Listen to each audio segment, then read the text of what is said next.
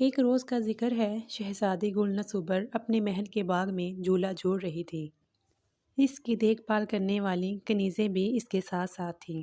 ملکہ اور بادشاہ بھی وہی تھے اور ایک تخت پر بیٹھے ایک دوسرے سے باتیں کر رہے تھے۔ شہزادی کو باغ میں جھولا جھولنا بہت اچھا لگتا تھا۔ وہ اپنی کنیزوں کے ساتھ روز شام کو یہاں آتی تھی۔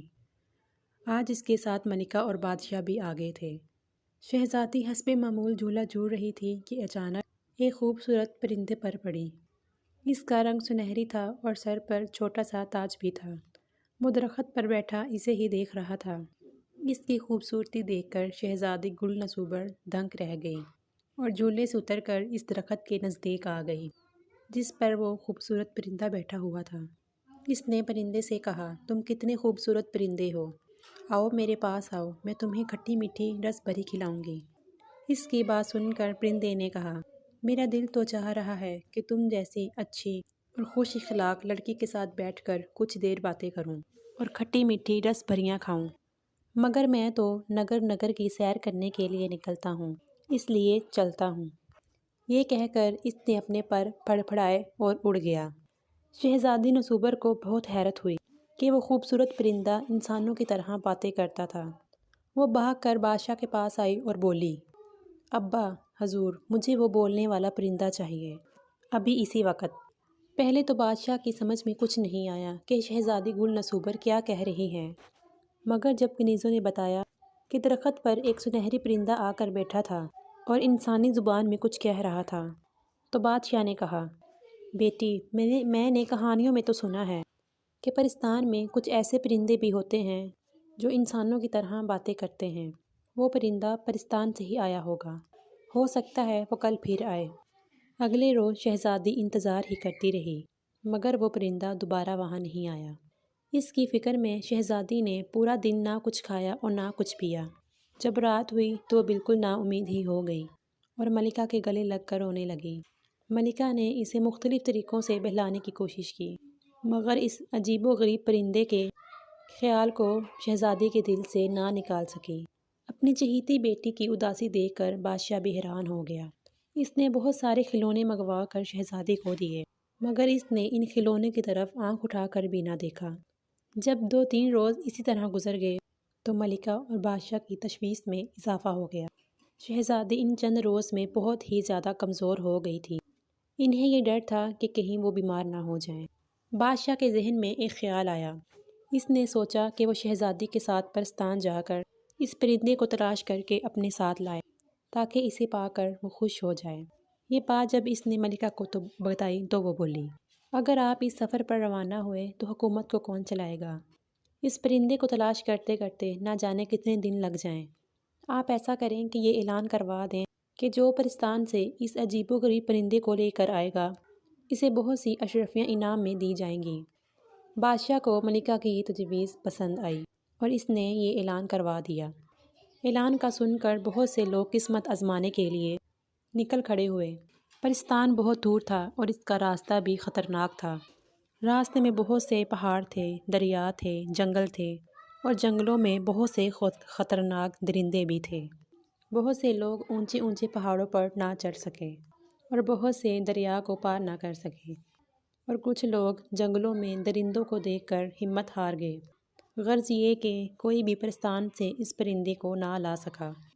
ایک روز 2 نوجوان بادشاہ سے ملنے محل آئے اور بادشاہ سے پرستان جانے کی اجازت طلب کی تاکہ وہاں سے اس پرندے کو ڈھونڈ کر لا سکے۔ بادشاہ نے انہیں اجازت دے دی اور کہا کہ جلد سے جلد وہ اس پرندے کو وہاں سے لانے کی کوشش کریں، کیوں نہ کہ شہزادی کی حالت دن بدن بگڑتی جا رہی ہے۔ دونوں نوجوان اپنے اپنے گھوڑوں پر سوار ہو کر اس خطرناک سفر پر روانہ ہو گئے۔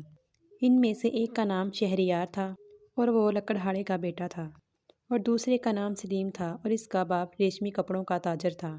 سلیم چونکہ ایک دولت مند تاجر کا بیٹا تھا، اس لیے اس میں بہت غرور تھا۔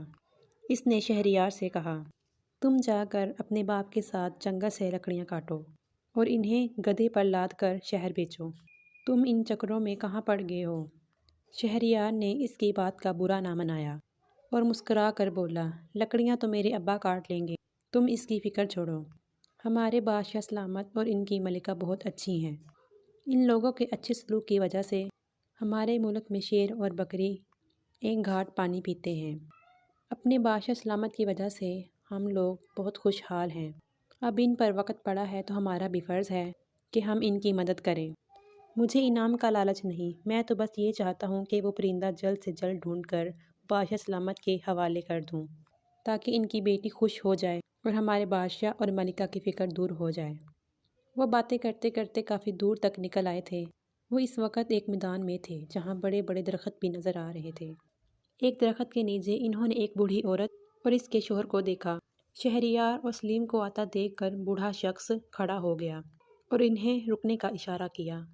اور بوڑھے شخص، تیرا دماغ خراب ہے جو ہمیں روکنے کا راستہ نہیں دیا، سلیم نے غصے سے کہا، اور گھوڑے پر بیٹھے بیٹھے جھک کر ایک ہاتھ سے دھکا دے کر بوڑھے کو پھینک دیا اور گھوڑا بھگاتا ہوا آگے نکل گیا۔ بیچارہ بوڑھا زمین پر گر پڑا۔ اس کو گرتا دیکھ کر اس کی بیوی چیخ چیخ کر دہائیاں دینے لگی اور اسے زمین سے اٹھانے کی کوشش کرنے لگی۔ یہ دیکھ کر شہریار جلدی سے گھوڑے سے اترا اور اس بوڑھے شخص کو اٹھایا اور بولا، محترمہ بزرگ، آپ کو چوٹ تو نہیں آئی؟ بوڑھا کھڑا ہو گیا اور بولا، برا ہو اس بدبخت کا، مجھے پہلے سے پتا ہوتا کہ وہ ایسا ہے تو میں کبھی اسے اپنی مدد کے لیے نہ روکتا۔ اسے چھوڑیے، آپ مجھے بتائیے کہ میں آپ کی کیا مدد کر سکتا ہوں؟ شہریار نے نہایت نرمی سے کہا، بیٹا، ہم صبح سے گھر جانے کے لیے نکلے ہوئے ہیں۔ میں اپنی بیوی کے ساتھ اپنی بہن کے گھر سے آ رہا ہوں۔ ہمارا گھر یہاں سے چند قدم کے فاصلے پر ہے۔ ہم بوڑھے ہیں، چل چل کر تھک چکے ہیں، بھوک سے برا حال ہے۔ ہم لوگ گھر پہنچے کھانا کھائیں اور آرام کریں۔ تمہارے پاس گھوڑا موجود ہے، تمہاری مہربانی ہوگی اگر تم ہمیں گاؤں تک پہنچا دو۔ بوڑھے کی بات سن کر شہریار نے اپنا کھانا نکال کر اس بوڑھے کو دیا۔ یہ کھانا اس کی ماں نے اس کے ساتھ باندھ کر دیا تھا تاکہ سفر کے دوران اگر اسے بھوک لگے تو وہ اسے کھا لے۔ جب وہ دونوں کھانا کھا چکے تو شہریار نے ان دونوں کو گھوڑے پر سوار کر لیا اور خود گھوڑے کی باگھ پکڑ کر تیز تیز قدموں سے ان کی گاؤں کی طرف روانہ ہو گیا۔ دونوں میاں بیوی اسے دعائیں دے رہے تھے۔ شام ہوتے ہوتے وہ ایک گاؤں میں پہنچ گئے۔ اسی گاؤں میں ان بوڑھے میاں بیوی کا گھر تھا۔ گھر پہنچ کر بوڑھے اور اس کی بیوی نے بڑے اسرار سے شہریار کو اس بات پر آمادہ کیا کہ وہ اگلے روز تک ان کے گھر ہی ٹھہرے، کیوں نہ کہ رات سر پر تھی اور رات کا سفر یوں بھی مناسب نہ ہوتا۔ شہریار نے ان کی بات مان لی۔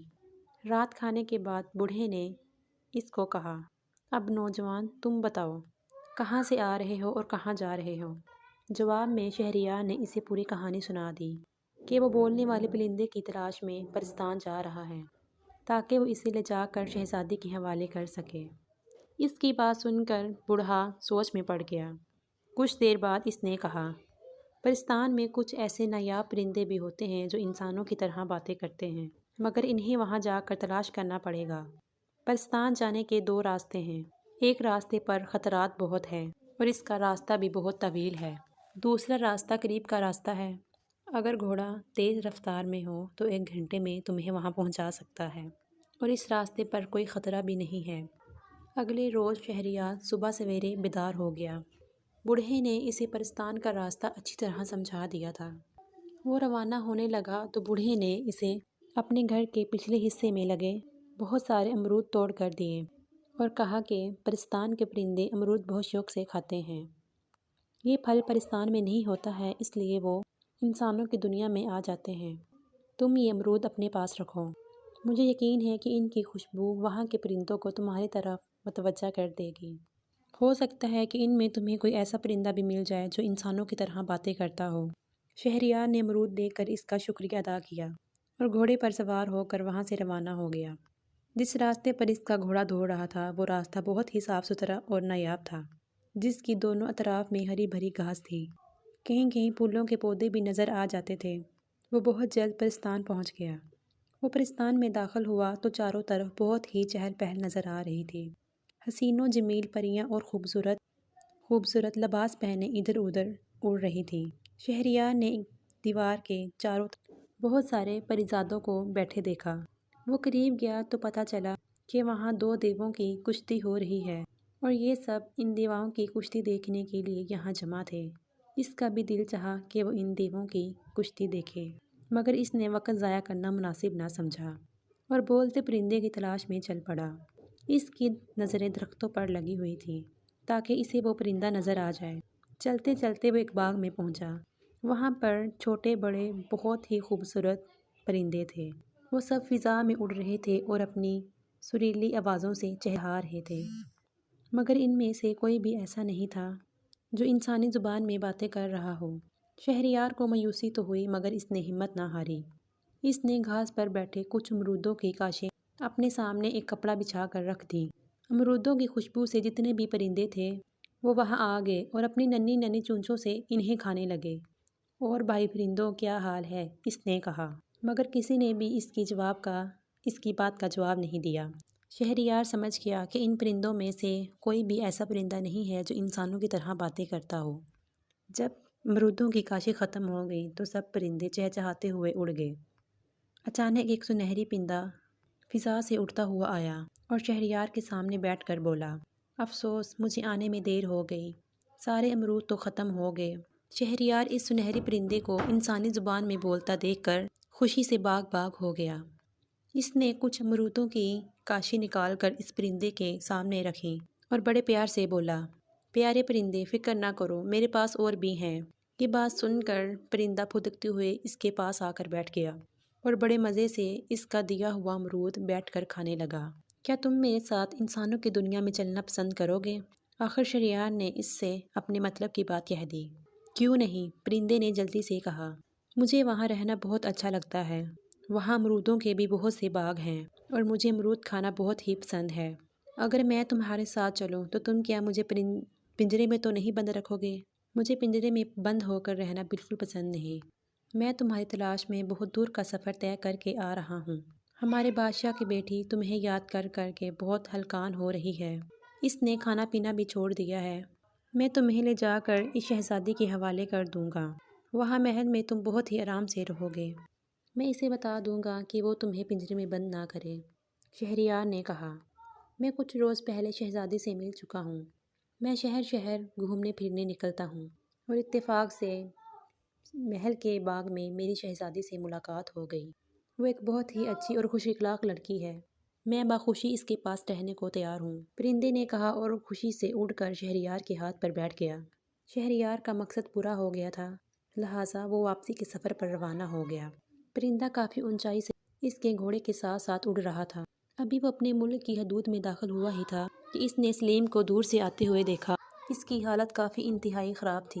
اس کا جسم دھول مٹی سے بھرا ہوا تھا اور کپڑے بھی بہت بدبودار ہو گئے تھے اور اس کا گھوڑا بھی نہایت کمزور ہو گیا تھا۔ شہریار سمجھ گیا کہ پرستان جانے کے لیے کہ سلیم اس خطرناک راستے پر نکل گیا ہوگا جس کے بارے میں بوڑھے نے اسے بتایا تھا۔ سلیم نے بھی اسے دیکھ لیا تھا اور وہ اس کے قریب آیا اور دونوں ایک دوسرے سے ملے۔ شہریار کے پوچھنے پر سلیم نے بتایا، مجھ سے بہت بڑی غلطی ہوئی جو میں اس انعام کے لالچ میں اس سفر پر نکل گیا۔ پرستان کے راستے پر بڑے بڑے خطرے تھے۔ میں بڑی مشکل سے اپنی جان بچا کر وہاں سے بھاگا ہوں۔ شہریار نے اسے اپنی کہانی سنائی اور بتایا کہ اس نے ان بوڑھے میاں بیوی کو اپنے گھوڑے پر ان کے گاؤں پہنچایا تھا اور بوڑھے نے خوش ہو کر اس کی مدد کی، جس کی وجہ سے وہ بولنے والا پرندہ حاصل کرنے میں کامیاب ہو گیا۔ وہ پرندہ تو تمہارے پاس نظر نہیں آ رہا، کہاں ہے؟ سلیم نے کہا۔ شہریار نے آسمان کی طرف دیکھتے ہوئے اوپر کو اشارہ کیا۔ سلیم نے دیکھا کہ ایک خوبصورت سنہری پرندہ اس کے سر پر منڈرا رہا تھا۔ انہیں باتیں کرتا دیکھ کر پرندے نے چلا کر کہا، شہریار، جلدی کرو، ایسا نہ ہو کہ رات ہو جائے۔ شہریار نے سلیم کو خدا حافظ کہا اور اپنے گھوڑے کو چلنے کے لیے کہا۔ سلیم نے اسے جاتا دیکھا تو بولا، اگر میں ان بوڑھے میاں بیوی کے ساتھ برا سلوک نہ کرتا تو مجھے بھی بولتا پرندہ مل جاتا اور شہزادے کے پاس ایسے 2 پرندے ہو جاتے۔ میں نے اپنی بد اخلاقی کی وجہ سے انعام حاصل کرنے کا موقع ضائع کر دیا ہے۔ مجھے اپنے برے سلوک اور غرور کی سزا مل گئی ہے۔ یہ کہہ کر وہ بھی اپنے راہ پر چل پڑا۔ شہریار محل پہنچا تو سنہری پرندے کو دیکھ کر شہزادی خوش ہو گئی۔ پرندہ بھی بہت جلد اس سے مانوس ہو گیا تھا۔ شہزادی جہاں بھی جاتی وہ اس کے پیچھے پیچھے ہوتا۔ شہریار کے کہنے پر پرندے نے شہریار سے وعدہ کیا تھا کہ وہ اس پرندے کو پنجرے میں نہیں رکھے گی۔ شہزادی کو خوش دیکھ کر بادشاہ اور ملکہ نے بھی سکھ کا سانس لیا۔ بادشاہ نے شہریار کی ہمت اور بہادری کی بہت تعریف کی۔ رات ہو گئی تھی، اس لیے بادشاہ نے شہریار کو گھر جانے نہیں دیا تھا اور اسے شاہی مہمان خانے میں ٹھہرنے کا حکم دیا۔ اگلے روز حسب وعدہ شہر بادشاہ نے بہت ساری اشرفیاں انعام میں دی اور شہریار نے اس کا بہت سارا شکریہ ادا کیا اور اشرفیوں کا تھیلا اپنے گھوڑے پر رکھ کر محل سے روانہ ہونے لگا۔ شہزادی اپنے سنہرے پرندے کے ساتھ اس کو خدا حافظ کہنے آئی۔ شہریار محل سے نکلا تو اس کا رخ اپنے گھر کی طرف نہیں تھا۔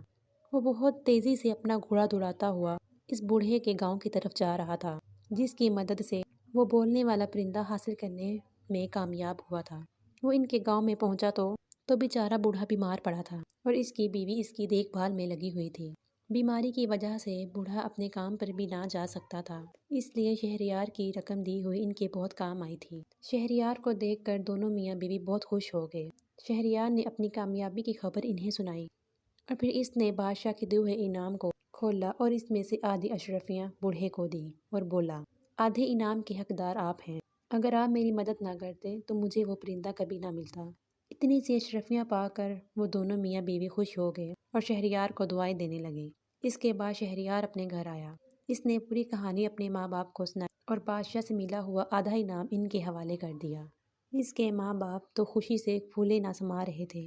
وہ اس بات پر بھی بہت خوش تھے کہ ان کے بیٹے نے اپنے احسانوں کو فراموش نہیں کیا اور آدھا حصہ انہیں بھی دیا تھا جو اس کے حقدار تھے۔ انعام میں ملی ہوئی اشرفیوں سے شہریار نے اپنا کاروبار شروع کر لیا۔ اس کے باپ نے بھی جنگل سے لکڑیاں کاٹ کر فروخت کرنا چھوڑ دیا تھا اور کاروبار میں اپنے بیٹے کا ہاتھ بٹانے لگا تھا۔ تھوڑے ہی دنوں میں ان کا کاروبار خوب چمک اٹھا۔ یوں ایک لکڑہارے کا بیٹا کمزور انسانوں سے محبت اور ان کی مدد کرنے کے صلے میں اپنے ماں باپ کے ساتھ ایک خوشحال